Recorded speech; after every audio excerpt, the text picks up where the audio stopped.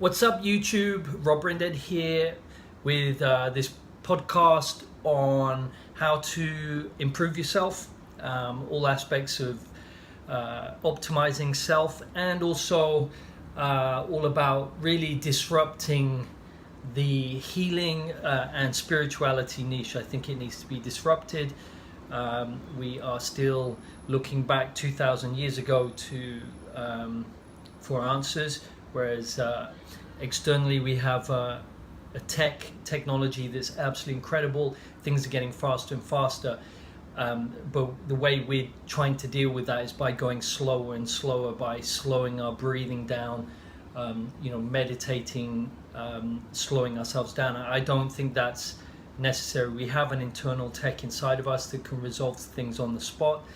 I've been doing quite a lot of meditation recently just to kind of test my hypothesis that the more you resolve things on the spot in your head, these thoughts that drift by, you find the underlying reason for them and you resolve them, they don't come back. So I'm kind of sitting there meditating and there's nothing, I'm just going, well, this is how I am normally.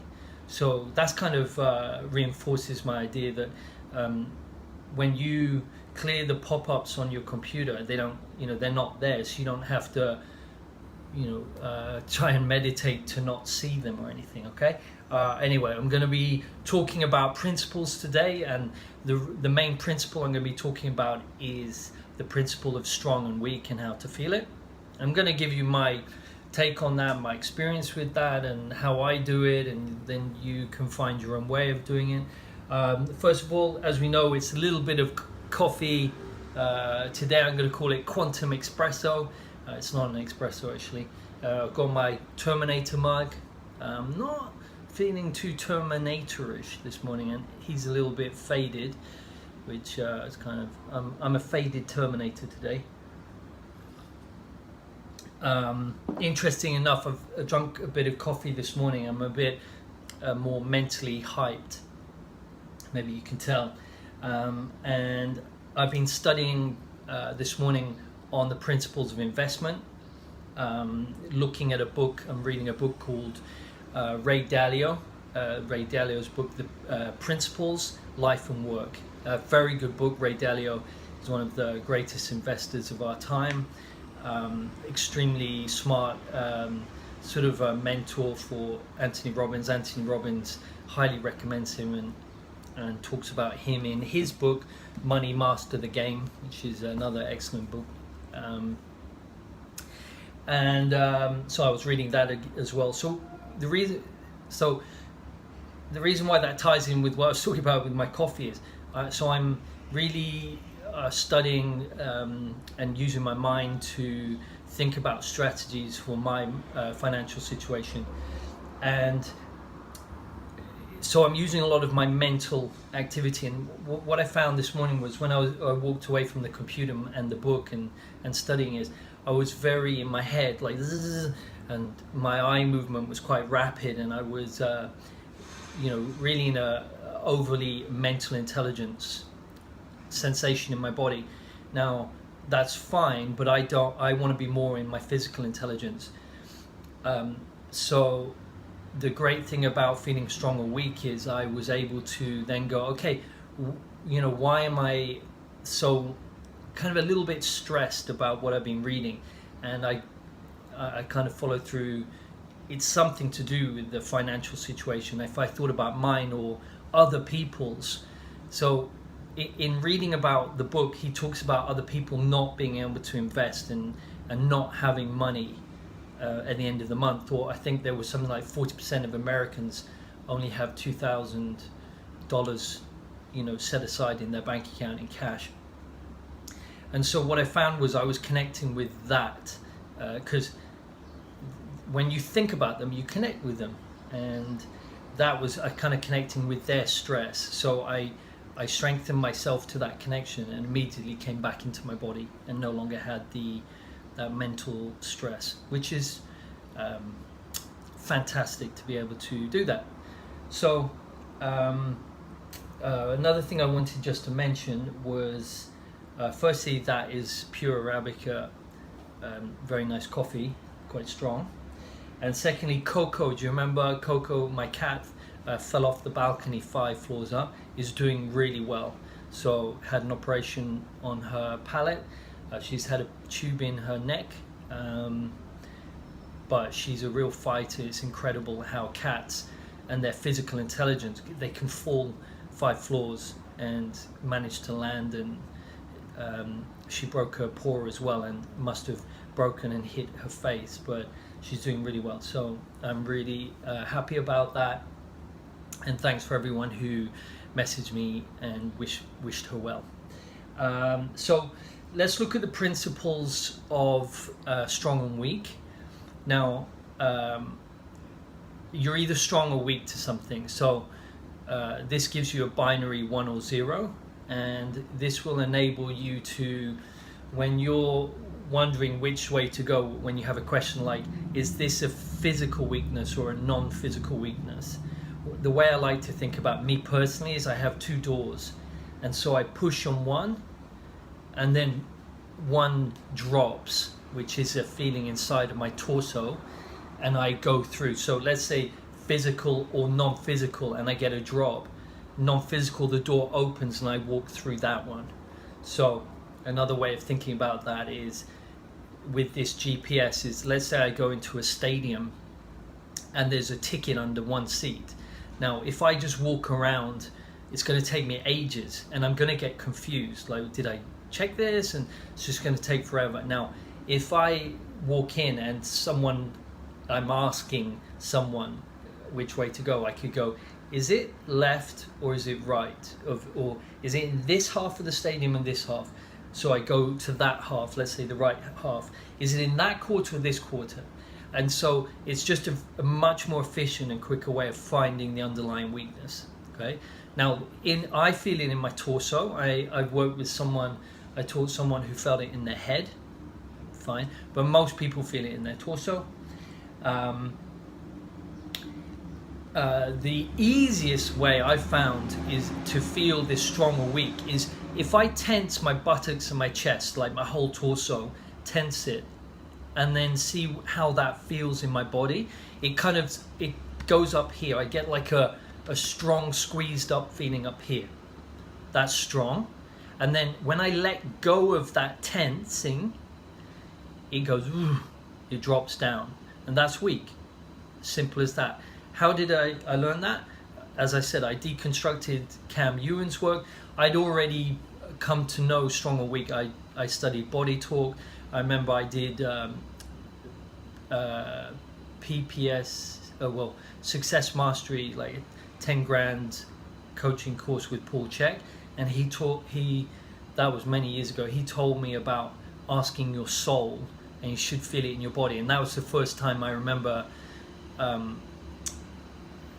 sort of someone telling me that there's this way of accessing that. So that's strong, and then you let go, that's weak. So it's like the tide coming up and the tide going out. And if you go strong, this is strong and that's weak, strong, weak, it kind of trains your nervous system and your mind sort of to know what strong or weak is. Another way of doing it is, and I've used this a lot in my teaching, is to think of something you're proud of. So if I think about something I'm proud of my little baby girl Lima. So when I think about her, I feel kind of up here, sort of a whole strong feeling. And then if I think about something that makes me like something very sad, I was thinking about Twitter. You know, everyone just bleh, all the rubbish on that, and it I had a dropping feeling. So if I compare the two, one's up here and one's down there, strong, weak. You can think about, you imagine in your mind's eye a circle, and then imagine a square. For me, the square drops, no straight lines in nature, circles strong energetically. So you're either switched on energetically or switched off. When I work also, this is just me, sometimes I feel a really strong weakness and a not so strong weakness, yeah? So there's binary 1 and 0, but I find that when I work, it can have a subtleness to the level of strong or weak, but that comes with doing this thousands of times a day, every week, every month, and every year. A good analogy for that as well is if someone gave me a golf club and a golf ball and said there's a tee and there's a golf course, so you hit the ball and you got to put it in the hole. If someone swings a few times and misses the ball, they could say, well, this doesn't work. Well, golf does work. These are the principles. It's just you need to experience it more, or practice it more, experience the feeling and hit it. Oh, okay, that's how you hit it. Oh, it didn't go very well. Well, bit by bit, yeah. We don't all. Tiger Woods started off beginner at some point. So when I remember when I first started feeling strong or weak, I was like, is that strong or weak? So I kind of go through. Let's say I had shoulder pain. I go, is that strong or okay? Is that physical, non-physical? Go through, and then I get to the end and go, actually, that didn't change anything. So I'd know that maybe I got the strong or weak wrong, and the only way to know if you get it wrong is to experience. So this is a key point. When you're working on experiencing your strong and weak as a skill set, you need to be able to have a baseline, because if you don't have a baseline, you can't check to see if anything's changed, and then you get lost in the process. So let's say like this morning, let's say I was feeling a bit stressed, so I could say, I'm feeling a bit stressed. What's the emotion that you're feeling a bit stressed? Well, I don't like it. I'm kind of feeling worried or anxious. So I could put a number out of 10 to make it even more, like it was about 7 out of 10. So anxious, worried, 7 out of 10. There, stress. So I could write that down or have that in my head, and then I work through. I go, okay, is this situation physical or non-physical? Boom, boom, boom. Strengthen when I find if I go as far as I can, I strengthen that. Then I come back to the baseline. Now, if the baseline's changed, it's because I found the weakness. So it's same or different. Now, if you get through to the end and nothing's changed, you want to ask yourself, is this me, or there's something else I need to find?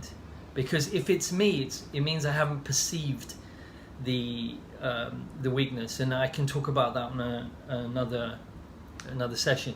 And some people do have their own weaknesses around their own GPS and their internal thing. So when sometimes I'm working with someone and they're not getting it, it's because there's too much mental influence, or their mum's intuition is weak and it's weakening their intuition, or everyone has their own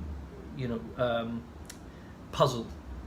Everyone's their own puzzle. So sometimes you just need a checkup. So you book a session with me. I call that a good investment, because then we clear that and your GPS is back online, and then you can resolve anything in your life. I think being able to resolve anything in your mind is the greatest skill in the world, and it's invaluable, and it's why multi-millionaires pay me to work with them, because they can't do it. They're very good with their mental intelligence and financial intelligence and stuff, but when it comes to the mind, that's just, everyone should have this internal tech. So I've been doing it for years and I'm pretty good at it. I need to get better, and I'm constantly trying to get better, and there's sometimes I can't resolve things myself. That becomes less and less. However, it just comes from doing it every day, and so there's no the principle of just doing it and experiencing it. That's how you get better, and you make mistakes and you learn from the mistakes. Again, if you look at this Ray Dalio's Principles book, he's talking about that. He's talking about how do you how you make mistakes and how you analyze them afterwards. And this brings me to another point about knowing yourself. So sometimes I have people who are very quick to put themselves down, or they give up easily, so they have sort of a bias towards that. They think, oh, I can't do this, or this doesn't work, this is rubbish, whatever. So you need to know yourself, and in the book he's saying that comes from radical honesty with yourself or with others. So what I've started to do is try to be radically honest with me and try and find out what are those deep-seated patterns of behavior that I'm not seeing. So I've asked a lot of my friends, like, what's the worst thing that I do? Kind of, it's tough because your emotional brain doesn't like it. Your CEO brain's going, yeah, I need to know this stuff. But when you're told it, it's like, ooh, don't like being told what I'm not good at, which is kind of irrational because it just holds you and stops you from moving forward. So the book's based on that.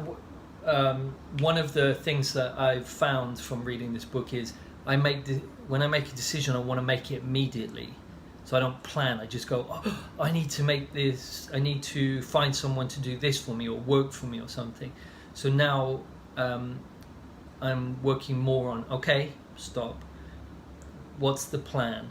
Let's plan this out. Let's put a plan together. Am I ready to make this decision? So I noticed that about me, which is, it's absolutely invaluable. And I think another thing that I do is sometimes I don't take action. But then I had one of my good advisors tell me, actually, I do take action. So then I noticed that I have a tendency to put myself down. So there's putting yourself down, and there's being able to analyze yourself and make decisions based on that. So what I'm saying is, if you're having problem feeling strong or weak, and you're going, oh, this doesn't work for me, or I can't do this, is that something you've done throughout your life? Oh, I can't do that. So it could be just a program that needs to be got rid of, and then you'll be able to do it. Okay. So just coming back to that strong or weak, it's a physical feeling in the body. Up here for me is strong. It feels like the tide's going out, or you're pulling a plug, and the energy goes out. Something that I did was I worked on my insight daily in the first few years. I do what I call what Cam Ewing calls the precepts. I don't know if he still teaches it, but I wanted to strengthen. I wanted to get my mind and my spirit out of my body. So that triad of body, mind, spirit, you want to be pure physical intelligence. You want to be completely neutral. So you send your mind and your spirit out of your body, and that's done by intention and strengthening your midline. And then the other hexagon, or two triads that are super important to keep strong, are your feeling, your perception, your intuition. That gives you your insight, and then that connects to your answers, so you can action, you get your results. So if you draw those two triangles, you want those 6 components to be really strong. And then if you get more into the advanced stuff, you want the actual shape to be strong, but I'm not going to go into that today. And one of the key things to remember, another triad, I'm just giving you I'm not teaching you this, I'm just giving you ideas, is your mind is made up of your thinking, your emotions, and your feeling. That forms a triad. You want your thinking to be strong, both positive and negative. You want less thinking. You want to be strong to overthinking. You want to be strong for your emotions, both positive and negative. And then you want your feeling, this is crucial, you want your feeling to be separate from your emotions and your thinking. So you want to separate that out. Your feeling is a physical feeling, strong or weak, which connects with your perception, intuition, which gives you insight. Now, if you're like my Italian clients, or Iranian clients, Lebanese clients, or certain cultures and countries like to feel their emotions. I feel like I'm like, no, we don't want to feel the emotions. They're overrated. We don't need them. We want to be neutral. So you separate your feeling from your emotions and your thinking, and then that can connect with and your insight. If you don't have that, you're not gonna have a good insight. You're not gonna feel it. And also you need to look after your body, your physical intelligence. You need tension in there. It's like if it's like too much relaxation, or you're doing too much meditation. I work with people who meditated for over 20 years, like pros at it, and they're suicidal. True. So you need to work your body and keep tension in there. I'm not saying meditation makes you suicidal. I'm just saying it doesn't necessarily enable you to find your own answers. Yeah, you don't want to numb yourself out. You want to have tension in your body, let go of the tension. So your heart tenses and then lets go of the tension. You want all your cells to be able to tense and then let go of the tension. And you can actually do that for yourself. You tense and let go. Now, untensing and letting go of the tension, you can't see it. When I first started, I'd go and then let go. Now it's become super bing boom, bing boom. I can tense and let go. So that comes with experience and the skill. Skill improves through experience. Okay, so that's strong or weak. If you have any questions about it, please answer below. Smash up that like button. I should have said that at the start. If you're still here, that's great. You're still listening. And subscribe to the channel for more updates. I hope you guys have a great week, and I will talk to you soon.